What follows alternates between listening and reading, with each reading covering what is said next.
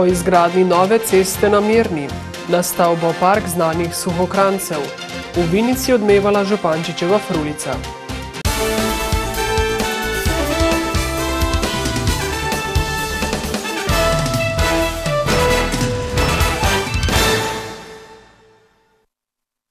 Lepo pozdravljeni. V občinah Mirna in Šentrupert poteka javna razgrnitev dopolnjenega osnutka občinskega podrobnega prostorskega načrta za do zdaj imenovano obvoznico.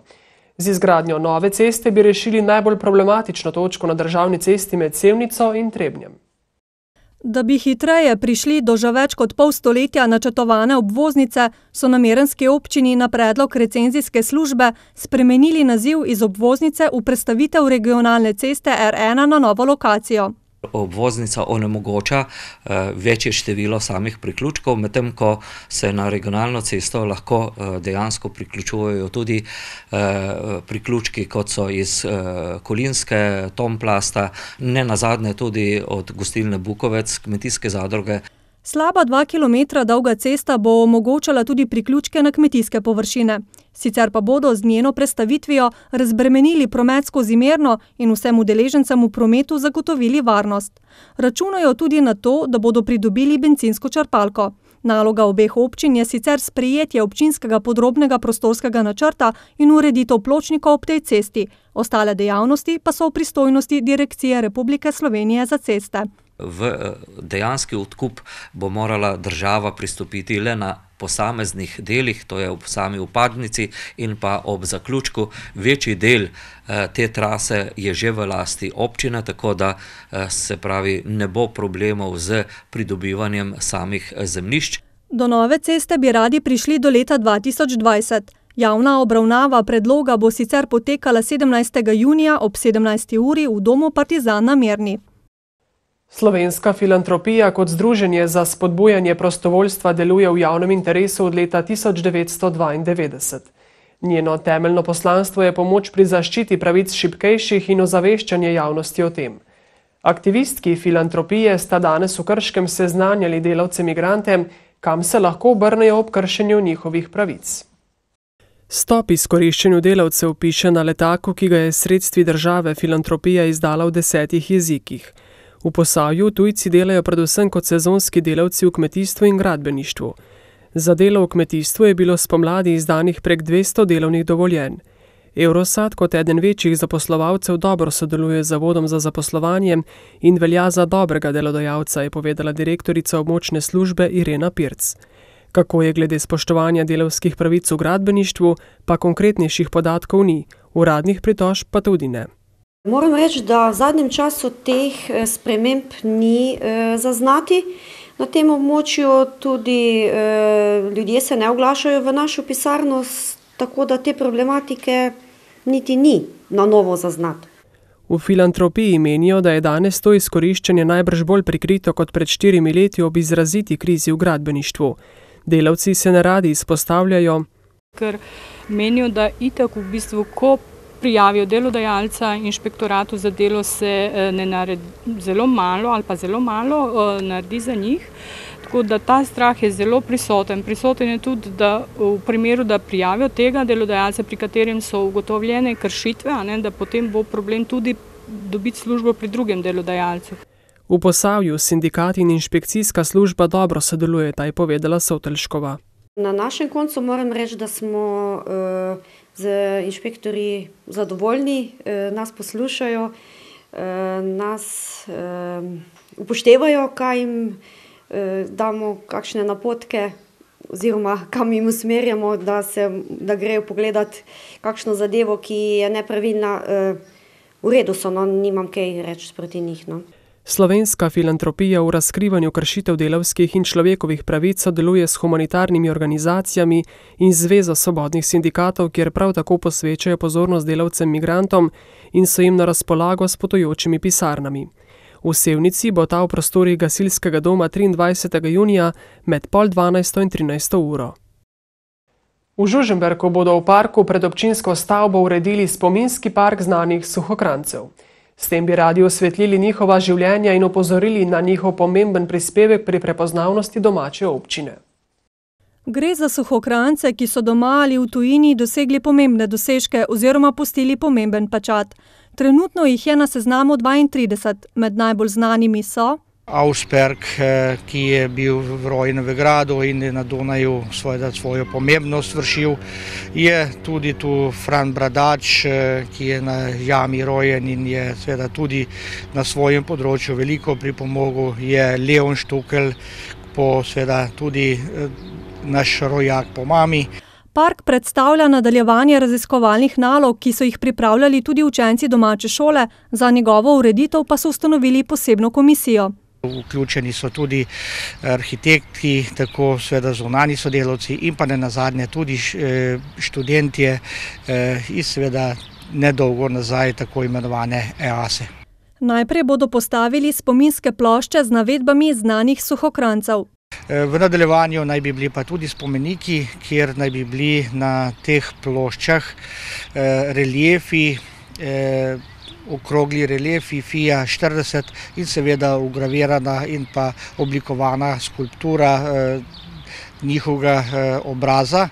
Prvo obeležje bodo pripravili prihodnji mesec ob občinskem prazniku. Letos mineva 20 let, odkar je samostojno začela delovati občina Ivančna Gorica, ki je bila predtem del občine Grosuplje. Takratna odločitev ni bila lahka, je pa bila prava, je prepričan župan Dušan Strnad. Uvrščamo se med najuspešnejše slovenske občine in imamo vse pogoje za nadaljnji razvoj, meni župan. Število prebivalcev raste, da je pravzaprav živo vsako izmed naših 137 naselij, da kar je najpomembneje, pri delu v dobro občine sodeluje veliko število ljudi, tudi tistih, ki pravzaprav za to nič ne dobijo. Ivančna Gorica je tudi največja slovenska občina, ki še ni zadolžena, dodaja. V 20 letih delovanja so sicer dosegli veliko, od številnih naložb v infrastrukturo do razcveta družabnega življenja. Ti veliki programi na začetku prav gotovo niso bili, ampak smo prisluhnili ljudem in ljudje so prisluhnili tudi tej majhni občinski upravi, ki je vedno imela v mislih samo korak naprej, pa tudi če daš iz svojega žepa. Spomini na začetke so še sveži, izpostavlja Lampret, ki je občino vodil kar 4 mandate. Vse smo začeli na novo, z novimi ideali, postavljali občino z nekim dogovorjenimi stvarmi, politično nezreli, pa vendar imeli pa smo dobre roke, dobre usmeritve in želeli smo tej občini resnično nekaj narediti. Občina Ivančna Gorica je bila sicer ustanovljena z zakonom o ustanovitvi občin ter določitvi njihovih območij in obstaja od 1. januarja 1995 dalje. Novo mesto je glavno mesto rastoče knjige, je v svojem nagovoru ob odkritju novega lista povedal predsednik združenja Boštjan Žekš. Ob tej priložnosti pa so v parku rastoče knjige odkrili tudi bihaško spominsko obeležje.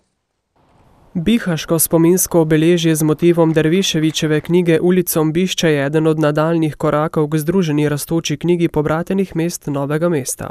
Katerega cilj je, da vsako leto postavimo eno skulpturo najbolj pomembne knjige vsakega pobratenega mesta. Letos je bil to Bihač, lansko leto smo začeli z Torunsko knjigo Kopernikovo, Revolucijo nebesnih sfer.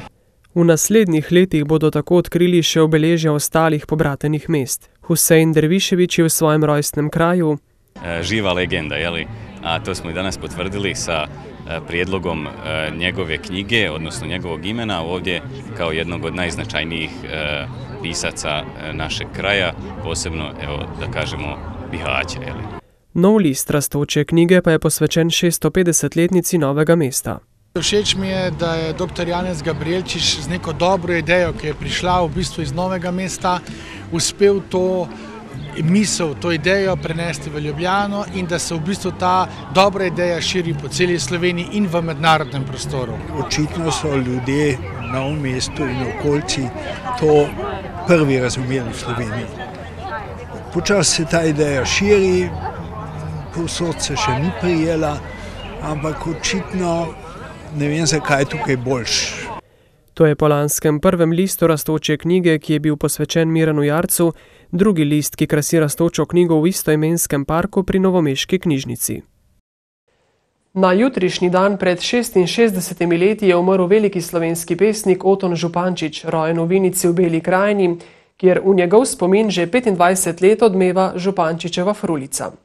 Tako so poimenovali projekt, ki ga s ciljem spodbujanja govorniške in pesniške ustvarjalnosti mladih izvaja Črnomaljski zavod za izobraževanje in kulturo.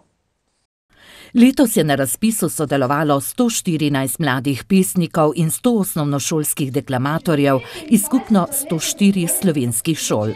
Že samo število prijav, število sodelujočih šol pove, da je v letošnji 25. Župančičevi frulici sodelovalo največ mladih pesnikov in deklamatorjev doslej. Med njimi sta strokovni komisiji izbrali 15 najboljših deklamatorjev in pesnikov, ki so se uvrstili na zaključno srečanje v Vinico. Danes bo zelo težko, ker so vsi zelo dobri. In res je bilo težko, a na koncu je svojo interpretacijo pesmi Andreja Rozmana Rose strokovno komisijo najbolj prepričal deklamator Matevž Demšar, petošolec iz Ljubljane Šentvid, ki je tudi prejel pastirski rog, simbol govorništva. Pomeni mi, da se nisem matril zastonj. V kategoriji osnovnošolskih pesnikov se je zmage in Župančičeve frulice razveselila devetošolka Ana Šubic iz novomeške osnovne šole Bršljin, ki je komisijo prepričala svojo pesmijo Ples časa. Letos sem bila prvič, zelo mi je bilo všeč vzdušje, prireditev je bila res na nivoju, ti manji napovedovalci in tako prav lepo je bilo. Med srednjošolskimi pesniki pa je strokovno komisijo najbolj navdušila Kristina Perhavec iz Postojne, ki pa se zaradi šolskih obveznosti ni udeležila zaključnega srečanja.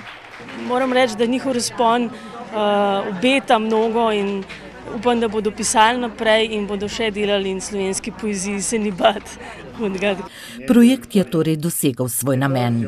Iz Bele krajine se je razširil na celotno Slovenijo in spodbudil mlade, da pokažejo svojo ustvarjalnost širšemu krogu ljubiteljev pisane in govorjene slovenske besede. Naslednji konec tedna med 19. in 21. junijem bo živahno v Novem mestu. Različna društva, klubi in zavodi namreč pripravljajo pester nabor vsebin za vse generacije, ki bodo za obiskovalce brezplačne. Prihodnji petek in soboto se bo na novomeškem glavnem trgu odvijal prvi festival klasične glasbe Sem glasba, sem mesto v produkciji Kulturnega centra Janeza Trdine. V petek bodo priznani slovenski operni pevci, bodo izvajali najlepše operne arije sveta. V soboto pa se bodo pevcem pridružili tudi glasbeniki in nas v bistvu v različnih komornih skupinah razvajali tudi z najlepšimi skladbami. Prav tako v petek popoldne se bo v športnem parku Loka začel kolektivc, ki se bo z nastopi različnih skupin nadaljeval na Novem trgu. Novomeška občina, Športno-kulturno društvo Stara Čolnarna, Agencija za šport Novo mesto in teniški klub Portoval pa bodo združili moči naslednji dan, ko se bo ob Krki zvrstila vrsta dogodkov. Agencija za šport pred prostori potapljaškega kluba pripravlja dogodek Krka živi, ki se nadaljuje z belim teniškim turnirjem na Loki in pa zaključuje z zabavnim programom na parkirišču pri gostišču Loka pod imenom Noč na Krki. Sočasno s teniškim turnirjem bodo na jasi nasproti teniških igrišč postavili mini skakalnico, kjer bo Franci Petek najmlajše učil osnov smučarskih skokov. Poletna muzejska noč pa je projekt, ki se mu je tudi letos pridružil Dolenjski muzej. Torej gre za brezplačen obisk muzeja, ki je tokrat odprt od 18. do 24. ure. Začenjamo sicer že dopoldne z delavnicami za otroke, kjer bodo izdelovali čolničke, katere bodo pozneje v večernih urah spustili po Krki. V nedeljo 21. junija pa bo na novomeškem glavnem trgu zaključek 4. etape 22. dirke po Sloveniji. Hvala za vašo pozornost in prijeten večer vam želimo.